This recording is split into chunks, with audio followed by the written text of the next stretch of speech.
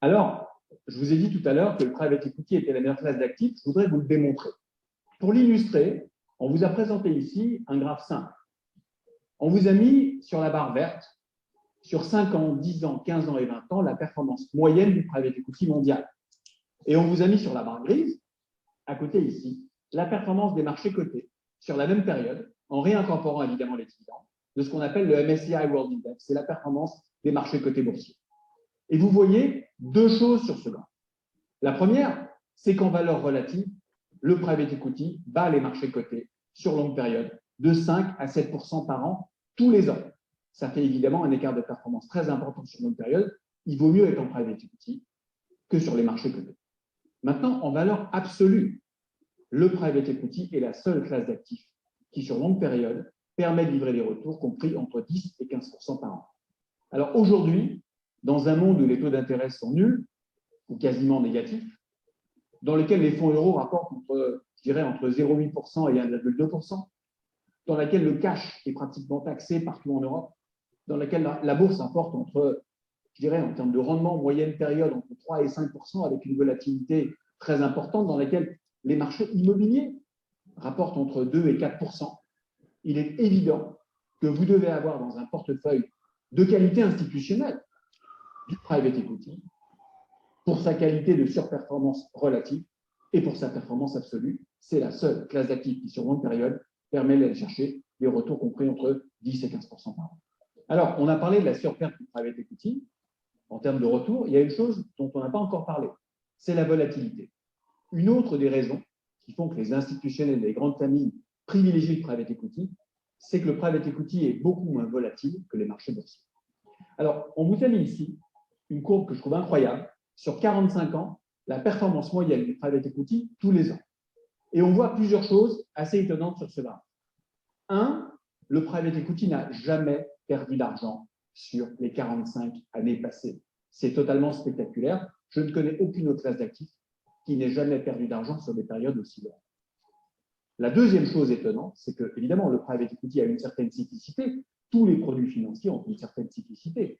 Mais néanmoins, si je vous avais graphé sur cette courbe les marchés cotés sur des périodes équivalentes, vous auriez vu que dans les 4 grandes crises économiques des 40 dernières années, 91, 2001, la bulle, 2008, la grande crise financière, et évidemment la crise du Covid il y a 2 ans, les marchés cotés ont baissé de 40 à 50% au début de la crise. Alors que c'est dans ces moments-là que le private equity a livré ses meilleurs retours qui ont toujours été positifs. La conclusion, c'est quoi? Le private equity est beaucoup moins volatile que la bourse. Alors, il y a une étude très intéressante qui soutient ce point, qui a été publiée par HEC, la grande école de commerce, il y a 5 ans, à la demande de France Invest, qui est l'industrie tutelle du private equity, qui démontre que la probabilité de perdre 25% de sa mise dans un portefeuille diversifié de private equity est inférieure à 0,5%. C'est donc la classe d'actifs la moins volatile. Alors, la conséquence de cette surperformance en rendement et de cette sous-volatilité, de cette volatilité faible, c'est quoi? C'est ce qu'on vous a mis là. C'est que les familles, ce qu'on appelle les family office aux États-Unis, c'est-à-dire les familles qui possèdent plus de 500 millions de dollars de patrimoine, sont investies à 33% de leur patrimoine en private equity. La classe d'actifs suprême de ces family office, c'est le private equity. Et on voit d'ailleurs sur ce graphe que l'exposition des familles en private equity entre 2013 et 2019 a augmenté. Pour ces deux raisons simples, surperformance et moindre volatilité.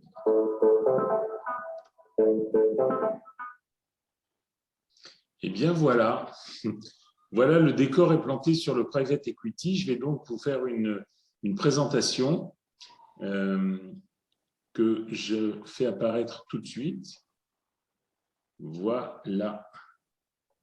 Logiquement, elle devrait apparaître.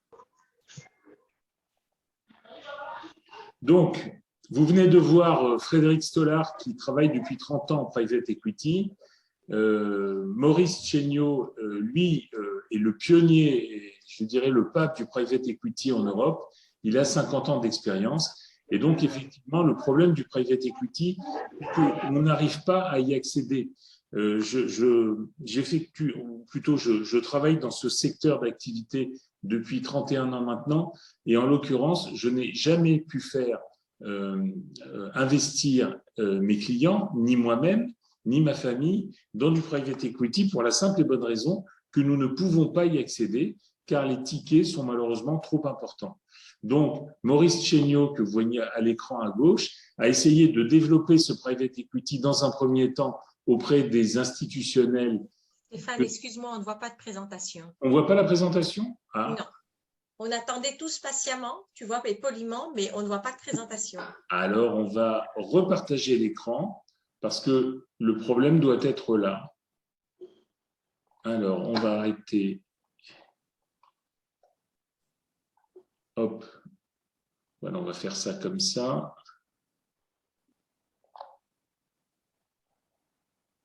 Je vais la remettre à l'écran. Toutes mes excuses. Pas de problème. Enfin, on était sur la première page, c'est pas trop grave. Heureusement que tu m'as averti très vite.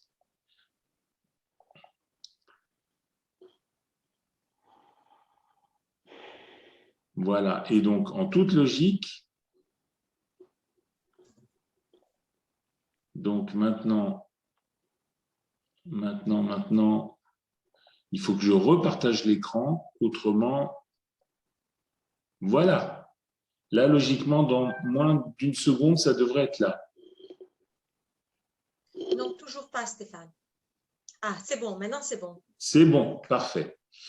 Donc voilà, donc Maurice Chéniaud, qui a 50 ans d'expérience, a développé dans un premier temps ce private equity dans lequel il croyait tant, auprès des institutionnels, donc les banques, les compagnies d'assurance, auprès des fonds souverains. Quelquefois, les États ont un petit peu d'argent de côté et font travailler cet argent. Donc, c'était une diversification qui est montée en puissance sur les 50 dernières années. Et on se rend compte que ensuite, à part ces fonds souverains, on avait, comme Frédéric Stollard l'a évoqué, des family office, c'est-à-dire des grosses familles, on va dire, tous les gros patrons français ont du private equity parce qu'ils ont développé leur activité avec les affaires, avec leur entreprise, et c'est eux qui croient le plus dans le développement des autres entreprises. La seule chose, c'est que nous avons moins de volatilité dans le private equity et c'est bien agréable. Donc, je continue de vous présenter. Alors, que se passe-t-il? Pourquoi les pages? Alors, écoutez, excusez-moi, les pages n'avancent pas. Donc, je repartage une dernière fois avec toutes mes excuses. Aucun souci, Stéphane, prends ton temps. Est-ce qu'il est présent à l'écran? Oui. Parfait. Donc, l'idée d'Altaroc, qui est une société qui a été créée pour la circonstance, c'était de construire pour tous et à partir d'un montant qui est relativement faible, un portefeuille clé en main. Et ce portefeuille, si on avait voulu le créer en tant que famille ou en tant que particulier, eh bien, globalement, il aurait fallu mettre à peu près 20-25 millions d'euros ou de dollars sur 6 gérants, ce qui représente à peu près 150 millions. Voilà, donc la proposition d'Altaroc, c'est d'aller chercher effectivement les meilleurs.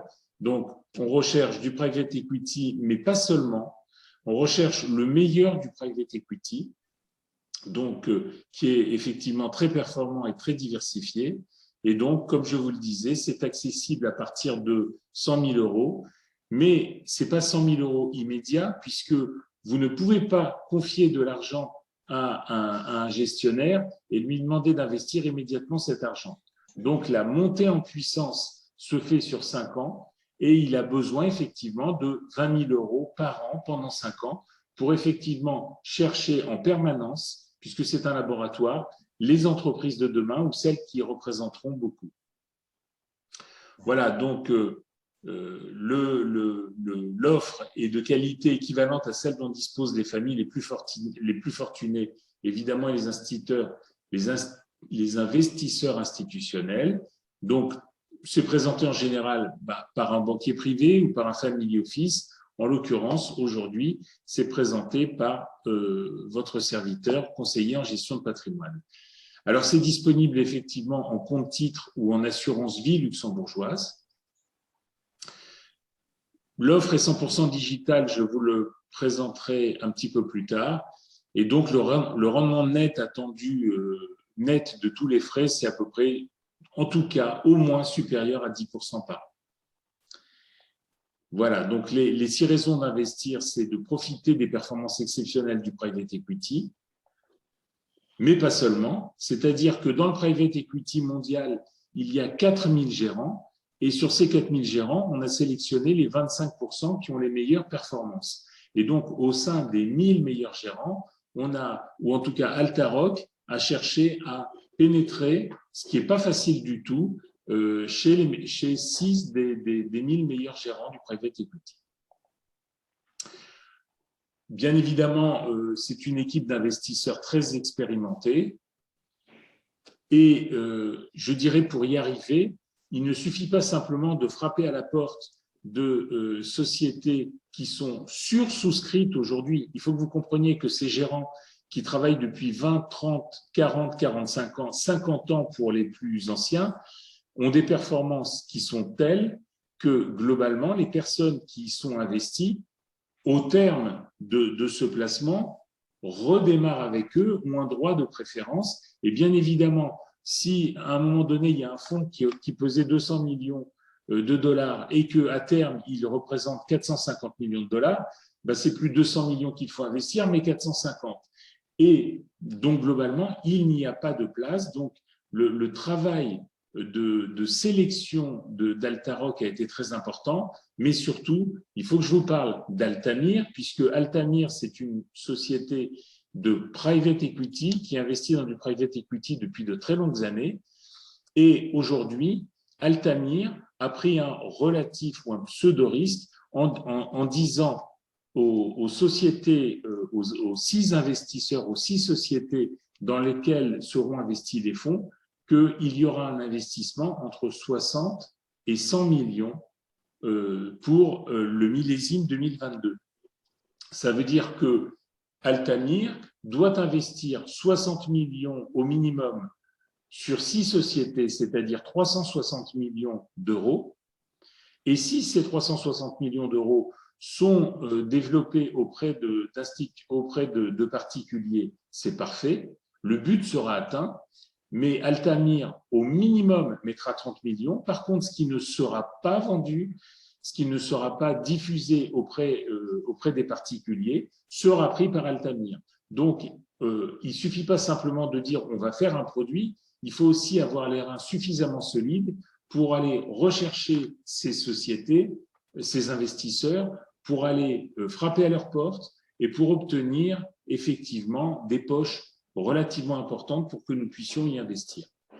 Voilà, donc c'était un petit mot sur Altamir, qui est l'institutionnel de référence. Alors, on suit bien évidemment de façon simple, parce que tout est digitalisé et qu'à partir du moment où une des 6 sociétés investit dans une entreprise, eh bien, immédiatement, nous le saurons, on aura un site Internet pour aller regarder les convictions très fortes des gérants. Bien sûr, ça donne du sens à l'épargne. Je ne vais pas insister sur ce tableau, il est important, mais voyez bien que la bourse ou les marchés boursiers sont effectivement parmi les meilleures rentabilités sur le long terme, avec l'immobilier, pas du tout les obligations, pas du tout le monétaire, pas du tout l'or, pas du tout. Il y a certaines classes d'actifs qui performent mieux que d'autres, mais malheureusement, avec les actions, on a des bonnes et des mauvaises années. En règle générale, sur des études qui portaient sur 20, 30, 40 ans en bourse, sur la bourse américaine, on a à peu près 4 années de hausse pour une moyenne de plus 100% et tous les 4 ans à peu près, une année de baisse ou un espèce de remous qu'on vit qui dure 13 mois en moyenne, ça a été calculé, et sur lequel on perd 25%. Donc, si on accepte ça, on a des marchés actions qui vont gagner à peu près 100% tous les 4 ans et tous les 5 ans et en perdre 25%, c'est-à-dire gagner 75%. On est, vous voyez, en règle générale, autour de 6, 7, 8% avec la bourse, mais avec une volatilité qui est importante, c'est-à-dire que actuellement, il y a des problèmes au niveau mondial très importants et puis amplifiés en Europe avec la guerre en Ukraine. Donc, je vais utiliser une expression que Rachel adore, mais nous sommes actuellement dans une machine à laver en position essoreuse. Voilà, donc il y a un moment difficile à passer en bourse. Nous n'avons pas ce problème de volatilité dans le private equity, puisqu'on a acheté, on a investi et on ne vend pas. Donc, puisqu'on ne vend pas, le titre, effectivement, peut perdre un petit peu si son secteur d'activité perd un peu en bourse traditionnelle, mais il perd beaucoup moins parce qu'il est détenu par des professionnels qui ne vendent pas et qui vendront ces titres à partir du moment où ils auront fait une plus-value importante.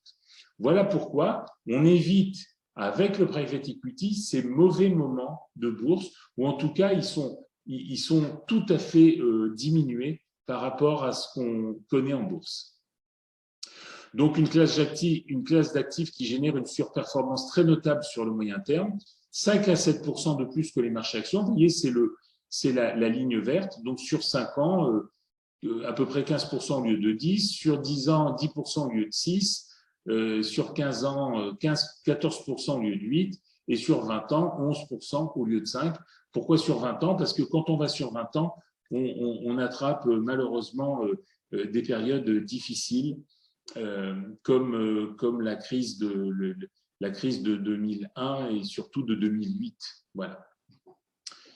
Et on a des retours assez exceptionnels qui sont donc entre 10 et 15% par an, dans un contexte de rendement sur les produits liquides très faible, puisque vous vous rendez bien compte qu'en ce moment, c'est difficile. Le monétaire ne rapporte quasiment rien.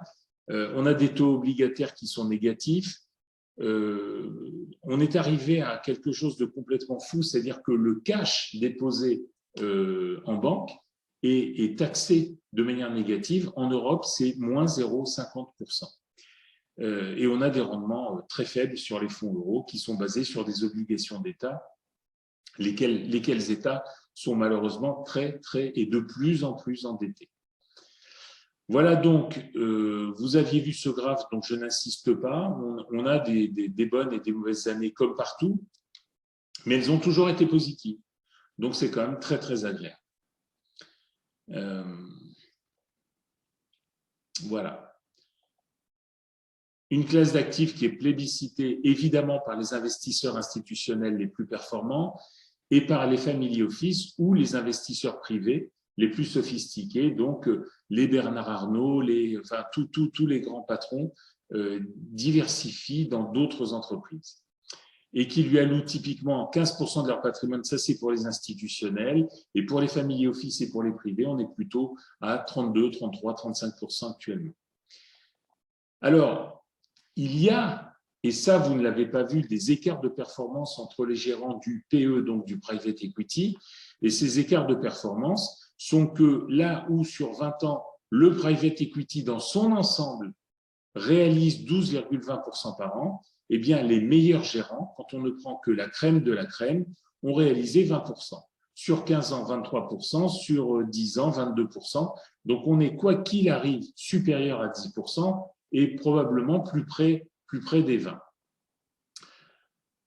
Voilà, donc pour un succès en private equity, à notre avis, il faut investir sur, dans un premier temps, savoir sélectionner les meilleurs gérants, mais également y avoir accès, et construire des portefeuilles diversifiés à travers les gérants, que ce soit à travers la géographie, à travers les millésimes, puisque d'une année à l'autre, le private equity, qui désormais est accessible, proposera un millésime, et le millésime 2022 ne correspondra pas ou très peu au millésime 2023. On ne va pas investir sur les mêmes entreprises, par contre sur les mêmes gérants probablement.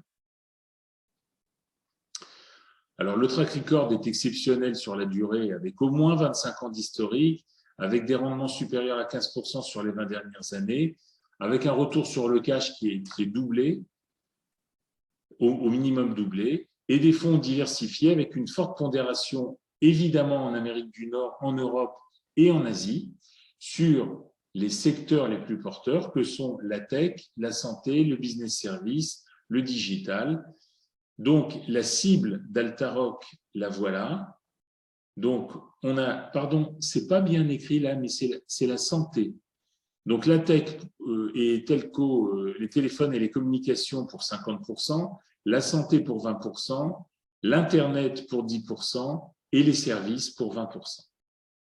Maintenant, sur les secteurs géographiques, bien évidemment, j'aurais dû commencer par ça, les États-Unis avec la Silicon Valley, mais vous savez qu'on a de plus en plus de sociétés en Europe, et notamment en Europe du Nord, et puis en France, et puis en Allemagne, en Suède, au Danemark, avec des sociétés qui seront les grands de demain, des jeunes pousses qui seront les grands de demain.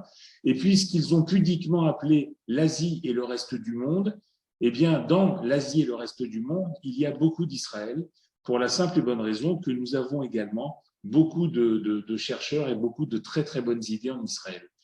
Le problème, c'est que quand on récupère ces infos sur des flux qui proviennent d'Israël, ces entreprises, bien évidemment, je vais voir parce que certaines idées, je les trouve excellentes, mais on ne peut pas y investir parce qu'ils ne sont pas cotés en bourse. Donc, ça n'est pas accessible pour nous.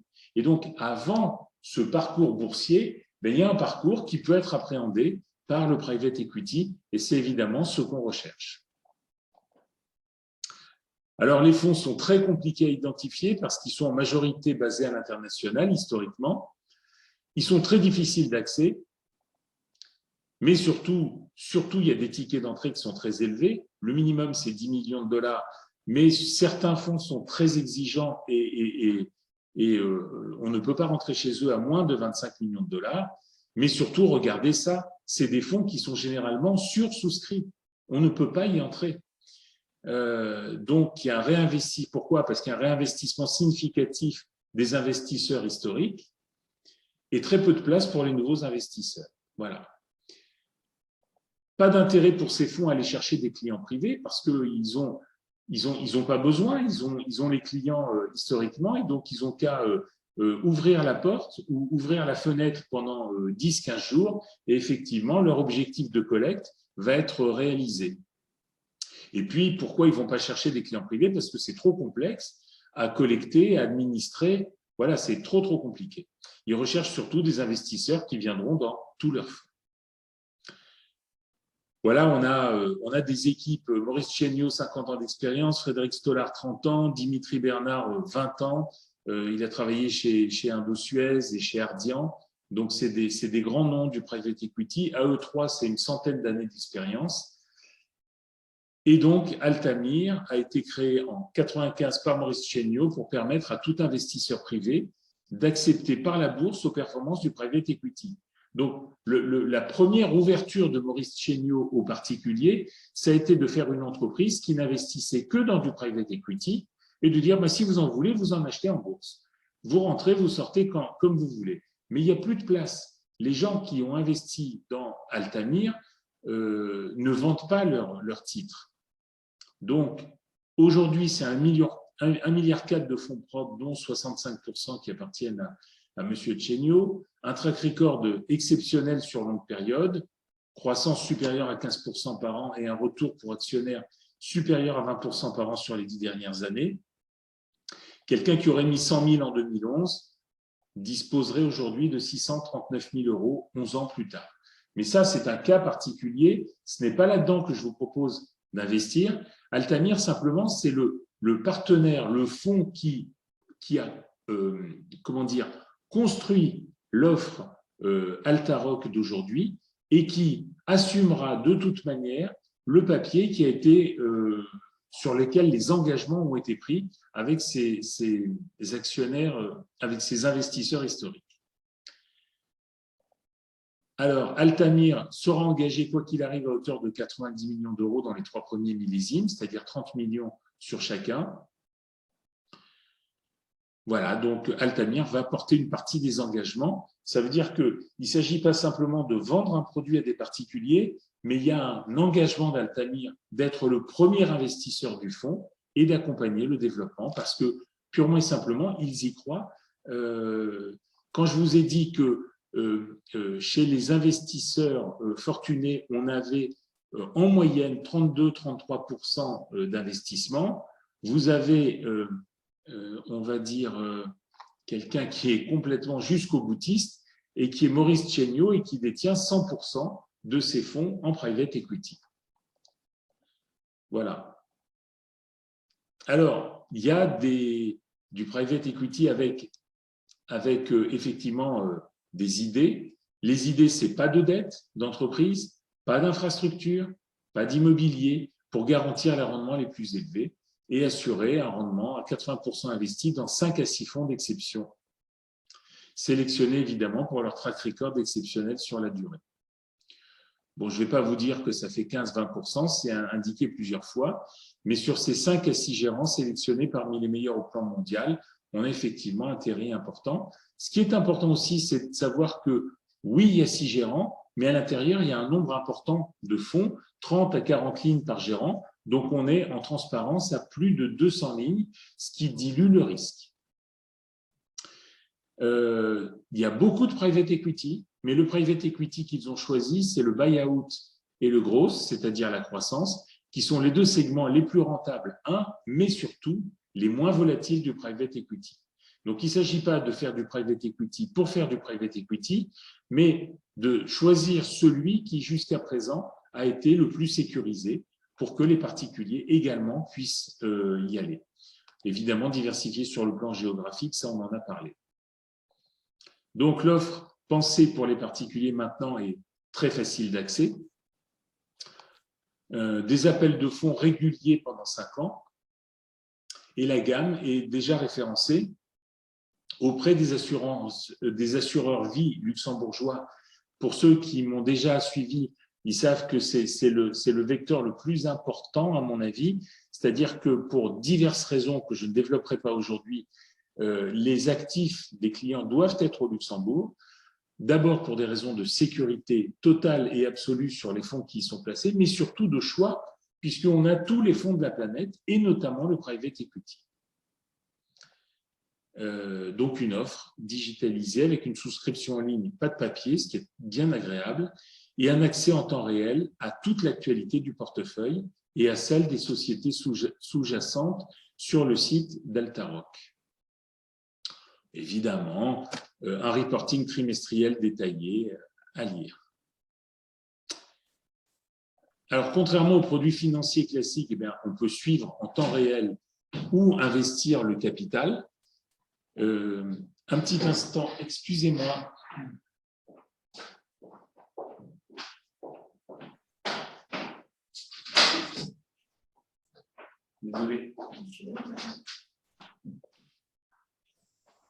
Désolé. Et voilà, donc on suit l'actualité des sociétés au quotidien si on en a envie. Voilà simplement quelques entreprises qui ont été choisies dans le premier millésime d'Altaroc, qui était le millésime 2021. Il n'est pas si vieux, hein. Il a été bâti en octobre. On pensait à l'époque, Altaroc pensait faire 60 millions d'euros. Ils en ont fait 250 et ils n'ont pu répondre qu'à 180 millions d'euros de demandes. Donc, il y a certaines personnes qui n'ont pas été, qui n'ont pas pu souscrire. Alors, voilà des sociétés qui sont des licornes françaises, Black Market, Payfit, Spendesk, Conto. Vous ne les connaissez pas, mais on appelle une licorne une petite société qui commence à devenir intéressante puisqu'elle dépasse en valorisation le milliard d'euros.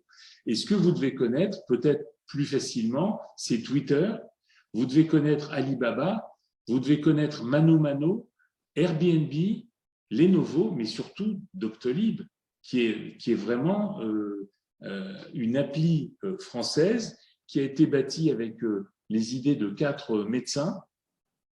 Mais les idées, c'est bien. Par contre, il faut de l'argent pour développer. Et à un moment donné, il a fallu des investisseurs de private equity qui ont mis 100 millions d'euros sur la table en plusieurs tranches sur Doctolib, Doctolib valant aujourd'hui plus d'1 milliard d'euros.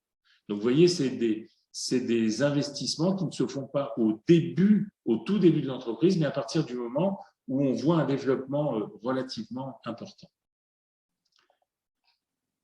Donc voilà, ils ont levé 180 millions en 10 semaines, le double de l'objectif initial, presque le triple d'ailleurs, ce qui fait aujourd'hui d'Altaroc un des acteurs leaders du private equity à destination des clients privés. Donc, je crois que c'est une des plus grosses sociétés, enfin en tout cas en Europe la plus grosse. Beaucoup plus de demandes que ce qu'il y avait comme possibilité. Voilà, donc les licornes françaises.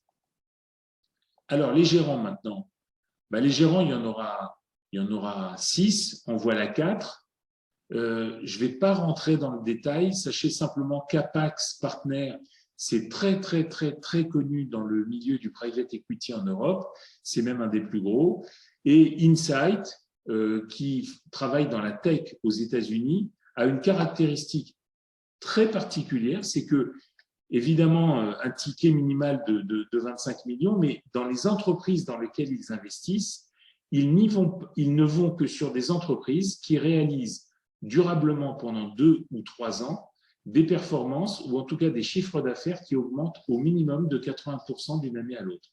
Donc, vous comprenez bien que ça ne peut pas être Carrefour, ça ne peut pas être LVMH, ça ne peut pas être L'Oréal, même si ce sont des sociétés absolument magnifiques et magiques, mais quand LVMH fait 5, 6, 8% de plus d'une année à l'autre, c'est exceptionnel, c'est une très très bonne année. Donc là, ces sociétés sont beaucoup plus petites, mais elles ont un potentiel de développement à l'international qui est très important et qui peut être capté que par des professionnels qui vont rencontrer les chefs d'entreprise. Alors, rapidement, simplement, vous expliquer comment ça va se passer sur ces 100 000 euros. Donc, imaginons le minimum, c'est-à-dire 100 000 euros, qui sont investis sur 5 ans. Il y a 20 000 euros qui seront pris la première année, 20 000 euros la deuxième année, quelquefois même en 2 ou 3 appels de fonds, soit 2 fois 10 000 euros, soit 1 fois 20 000, soit jusqu'à un maximum de 3 appels de fonds par an, 3 fois 6 667 euros. Pareil pour la troisième année, pareil pour la quatrième et pareil pour la cinquième. Donc, il faut comprendre que le private equity, ce n'est pas du monétaire, ce n'est pas un produit sur lequel on rentre et où on peut sortir 2 jours, 3 jours, 15 jours, 2 mois ou 6 mois plus tard. Il y a un engagement sur la durée et c'est de cet engagement qu'on a de tels résultats.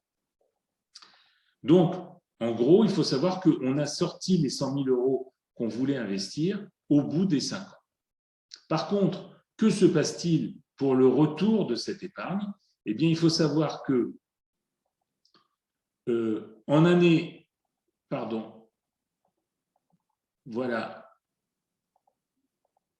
en année 4 et 5, on va essayer de, on est ici, de verser au client 2 fois 10 000 euros. 10 000 euros en année 4 et 10 000 euros en année 5. Pourquoi en année 4 et 5? C'est parce que ce qui a été investi en année 1, quelquefois, on arrive à vendre ces entreprises en 3e, 4e, 5e année. Donc, déjà, on essaye de redonner à l'investisseur une partie de ses liquidités.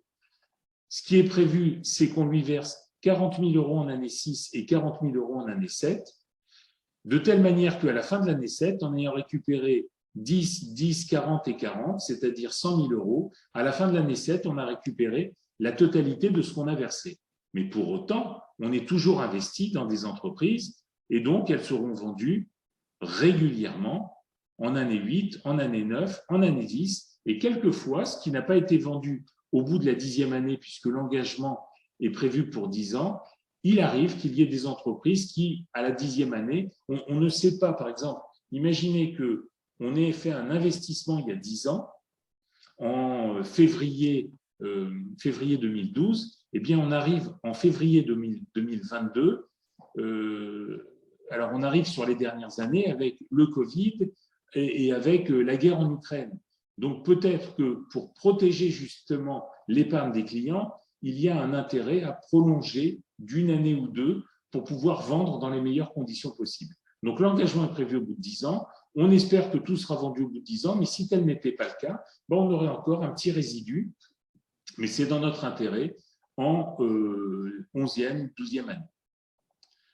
En termes de fiscalité, c'est important, dans le cadre d'un contrat d'assurance vie luxembourgeois, les plus-values ne sont pas soumises à l'imposition lorsqu'on est à l'étranger, lorsqu'on est au Luxembourg. Mais par contre, elles sont évidemment imposées à la flat tax lorsqu'on est en France et quand on souscrit le produit en direct. Donc moi, personnellement, j'ai pas décidé, mais je propose de faire cet investissement, évidemment, via le Luxembourg. Les reportings financiers rapidement chaque trimestre, peut-être un petit peu plus développé au 30 juin et au 31 décembre. Et on investit, comme les plus grandes familles industrielles, c'est ça qui est important, dans un portefeuille construit autour des meilleurs gérants du private equity mondial et dans un portefeuille sous-jacent très diversifié, donc 200 sociétés et donc très peu risqué. Voilà, je crois que tout le reste a été dit. Je suis, si quand même, vous dire que en private equity, il y a du venture capital, c'est le capital risque, et ça n'est pas choisi par Altaroc, parce qu'effectivement, c'est un cycle qui est trop proche, trop originel dans des entreprises pour avoir déjà de très bons résultats. Donc, les entreprises qui sont choisies, c'est le buy-out, c'est-à-dire qu'on a une entreprise qui fonctionne déjà très bien et qui, à un moment donné, veut revendre ses titres et veut faire une opération de leverage, ou capital croissance, elle représente déjà de très beaux résultats et elle souhaite se développer à l'international. Et là, par contre, il faut un petit peu de sous. Bon, ces secteurs, on les a vus, la santé, Internet, consumer. Donc, je vous propose maintenant de répondre à toutes vos questions